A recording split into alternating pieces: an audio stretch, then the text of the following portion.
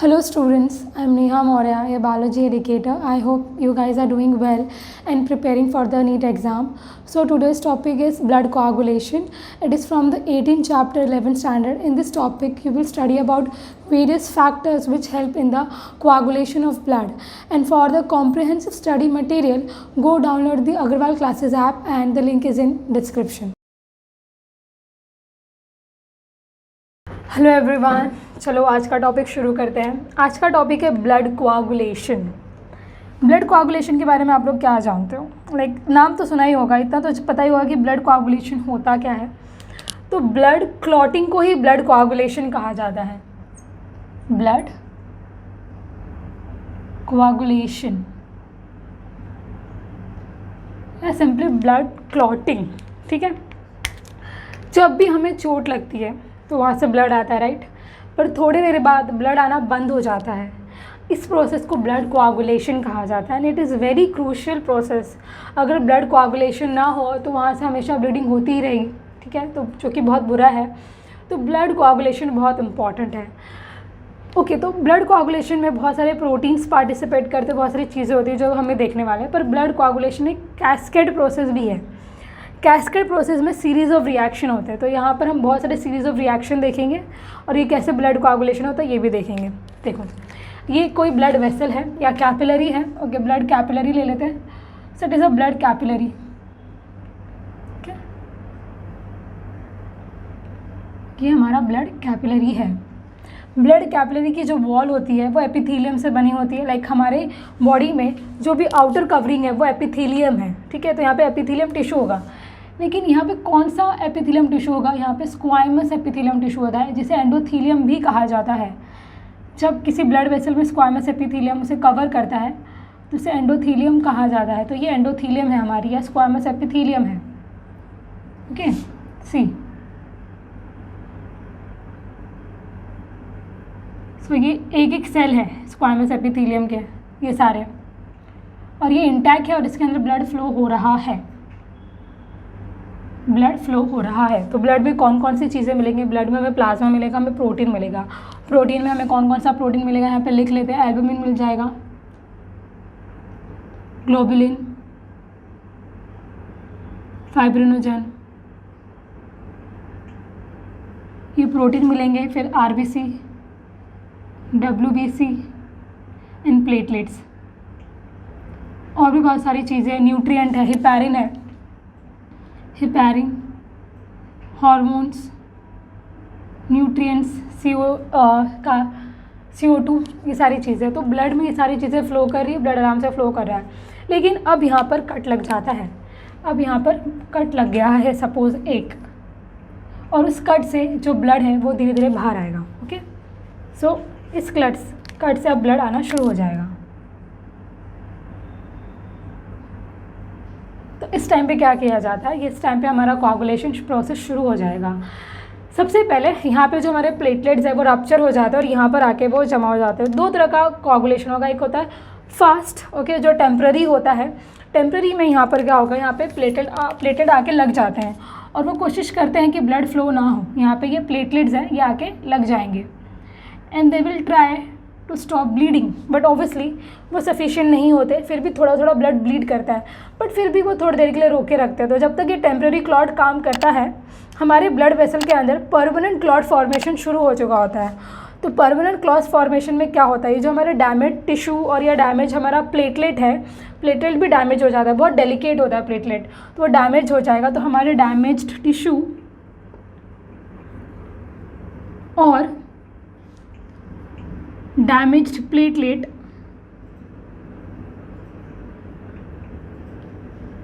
they will release something called as thromboplastin। ये क्या release करेंगे?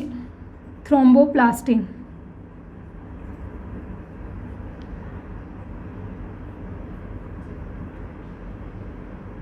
ये थ्रोम्बोप्लास्टिन रिलीज करते हैं। ये थ्रोम्बोप्लास्टिन कैल्शियम की मदद से कन्वर्ट हो जाता है थ्रोम्बोकाइनेज में। किसमें कन्वर्ट हो जाएगा? थ्रोम्बोकाइनेज।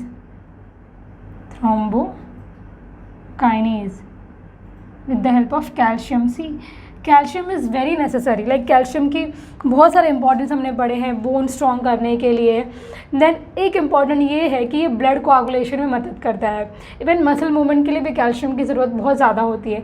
लेकिन एक और बेसिक इंपॉर्टेंट है कि ब्लड अगर क्लॉट तभी होगा जब आपके बॉडी में सफिशिएंट अमाउंट ऑफ कैल्शियम होगा। इफ़ नहीं है तो ब्लड क्लॉटिंग को टाइम लग सकता है या ना हो, क्योंकि जिससे ब्लीडिंग प्रॉब्लम्स हो सकती हैं। तो पहले डैमेज टिश्यू और डैमेज प्लेटलेट ने क्या रिलीज़ किया, थ्रोम्बोप्लास्टिन। ये परमानेंट कोआगुलेशन की तैयारी चल रही है। यहाँ पर तो एक टेम्प्रेरी कोआगुलेशन हो गया, लेकिन फिर भी उससे ब्लड निकलता ही रहता है। बट यहाँ पे परमानेंट ये हो रहा है कि थ्रोम्बोप्लास्टिन रिलीज़ हुआ और वो क्या करेगा, थ्रोम्बोकाइनेज में कन्वर्ट हो जाएगा। अब ये थ्रोम्बोकाइनेज क्या करेगा, यहाँ पे कैस्केड प्रोसेस शुरू हो जाते हैं। तो हमारे ब्लड में ना हमेशा एक लिवर हमेशा एक प्रोटीन रिलीज़ करता रहता है, एक एंजाइम रिलीज़ करता रहता है जो इनएक्टिव होता है, वो हमेशा रिलीज़ करता है। उसका नाम होता है प्रोथ्रोम्बिन। कौन रिलीज़ कर रहा है, लिवर। तो प्रोथ्रोम्बिन भी होता है हमारे ब्लड में। ओके, तो प्रोथ्रोम्बिन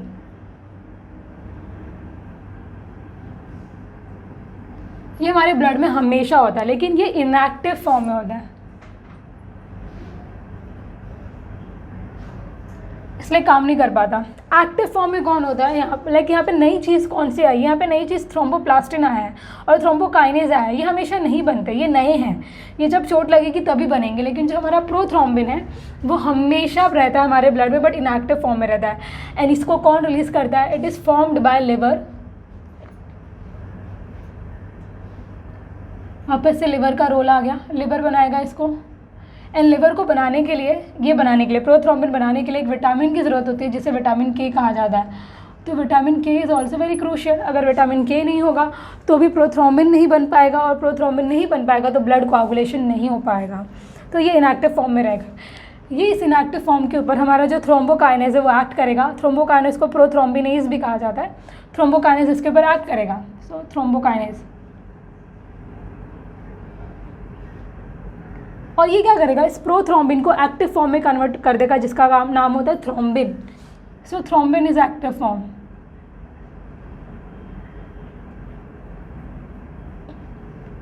ओके, हमारे ब्लड में देखो एक और क्लॉटिंग फैक्टर है, फाइब्रिनोजन। याद है, ये भी कौन बना रहा है, लिवर। अब इसका रोल आएगा। अब फाइब्रिनोजन यहाँ पर है, फाइब्रिनोजन भी इनएक्टिव फॉर्म में। फाइब्रिनोजन इनएक्टिव फॉर्म में, ये सॉल्युबल होता है, ये हमारे ब्लड में सॉल्युबल होता है। ओके, तो थ्रोम्बिन आएगा और थ्रोम्बिन क्या करेगा, इसको फाइब्रिन में कन्वर्ट कर देगा, which is insoluble in blood. देखो फाइब्रिनोजन कुछ ऐसे होता है जो ब्लड में सॉल्युबल होता है, लेकिन फाइब्रिन क्या करेगा, वो इनसॉल्युबल है और वो ब्लड में ऐसे मैश नेटवर्क बना देता है, मैश लाइक स्ट्रक्चर बना देता है। अब ये मैश लाइक स्ट्रक्चर क्या करेगा, ये निकलता है और जाके जहाँ पे हमारा कट लगा है वहाँ पे जाके ये लग जाएगा। तो यहाँ पे ये मैश लाइक नेटवर्क है, सी यहाँ पे मैश लाइक नेटवर्क भी आ गया। अब ये पूरी तरीके से ये जो वुंड था वो परमानेंटली सील हो चुका है। अब यहाँ से ब्लड फ्लो नहीं होते। तो ये जो पूरा प्रोसेस है ये ब्लड कोआगुलेशन का प्रोसेस है। तो सबसे पहले ध्यान दो क्या हुआ, ये कैस्केड प्रोसेस कहलाता है, क्योंकि यहाँ पे सीरीज ऑफ रिएक्शन चल रहे हैं। कट लगी तो वहाँ के जो टिश्यूज़ हैं और जो प्लेटलेट जो डैमेज हुए हैं वो रिलीज़ करेंगे थ्रोम्बोप्लास्टिन। थ्रोम्बोप्लास्टिन ब्लड का जो कैल्शियम है वो लेगा और उसे क्या बनाएगा, थ्रोम्बोकाइनेज बनाएगा। अब ब्लड में हमेशा एक इनएक्टिव एंजाइम है जिसे प्रोथ्रोम्बिन कहा जाता है, इसको किसने बनाया, लिवर ने बनाया, ये इनएक्टिव है। और ये जो थ्रोम्बोकाइनेज है इस इनएक्टिव फॉर्म को किस में कन्वर्ट कर देगा, थ्रोम्बिन में। अब ये जो थ्रोम्बिन है जो ब्लड में हमेशा पहले से फाइब्रिनोजन रहता है, उस फाइब्रिनोजन को किस में कन्वर्ट कर देगा, फाइब्रिन में। फाइब्रिन इनसॉल्युबल होने के कारण एक मैश लाइक नेटवर्क बन जाता है और ये मैश जाके यहाँ पर क्लॉट बनाता है। तो क्लॉट जो है, प्रॉपर क्लॉट जो है, एकदम परमानेंट क्लॉट, वो दो चीज़ों से बनती है, डेड टिश्यू और फाइब्रिन। तो क्लॉट हमारी दो चीज़ों से बनती है, डेड टिश्यूज़ जिसमें हमारा प्लेटलेट आ गया प्लस फाइब्रिन, इनको मिलाकर हमारा प्रॉपर क्लॉट बनेगा। लेकिन तुम याद करो हमारे ब्लड में ना एक और चीज़ होती है जिसे हेपारिन कहा जाता है। हेपारिन तो ब्लड क्लॉटिंग रोकता है, लेकिन यहाँ पे ब्लड तो क्लॉट हो गया। कैसे, जब हमें चोट लगती है तो हेपारिन है जो वो ऑक्सीजन से एक्सपोज हो जाता है, और हेपारिन ऑक्सीजन के कांटेक्ट में आने में या ऑक्सीडेशन होने में वो इनएक्टिव हो जाता है थोड़ी देर के लिए। तो जैसे वो ऑक्सीजन के कांटेक्ट में आएगा वो इनएक्टिव हो जाएगा और ये सारा प्रोसेस शुरू हो जाएगा जिससे ब्लड क्लॉट हो जाता है। तो ये था बहुत छोटा सा इजी सा टॉपिक ओके, इसमें कुछ ज़्यादा नहीं है, बट हाँ ये जो नाम है वो आपको याद करना है। ये एक कैस्केड प्रोसेस है। क्लॉट किससे मिलके बनता है? प्रोथ्रोम्बिन कौन रिलीज़ करता है? लिवर। फाइब्रिनोजन कौन रिलीज़ करता है? लिवर। ये बनाने के लिए कौन सा चाहिए? विटामिन के चाहिए। इसके लिए और क्या लगता है? कैल्शियम लगता है। तो ये छोटी छोटी डिटेल है जो आपको याद रखने वाला है। ये टॉपिक तो बहुत ईजी है, ठीक है। टॉपिक का स्क्रीनशॉट ले लो, और स्क्रीनशॉट नहीं लेना चाहते तो अग्रवाल क्लासेस ऐप डाउनलोड कर लो। उसका जो लिंक है वो डिस्क्रिप्शन में दिया गया है, तो जाके आपको डाउनलोड करना है। उसमें नोट्स और टेस्ट पेपर, क्वेश्चन, सारी चीज़ें मिल जाएंगी। ओके, और इस टॉपिक से रिलेटेड कोई भी डाउट है तो आप मुझे कमेंट में पूछ सकते हो, या फिर आप चाहते हो कि मैं किसी और टॉपिक पर लेक्चर बनाऊँ तो आप मुझे बताइए, मैं कोशिश करूँगी कि इस पर मैं लेक्चर बनाऊँ। Okay, so thank you.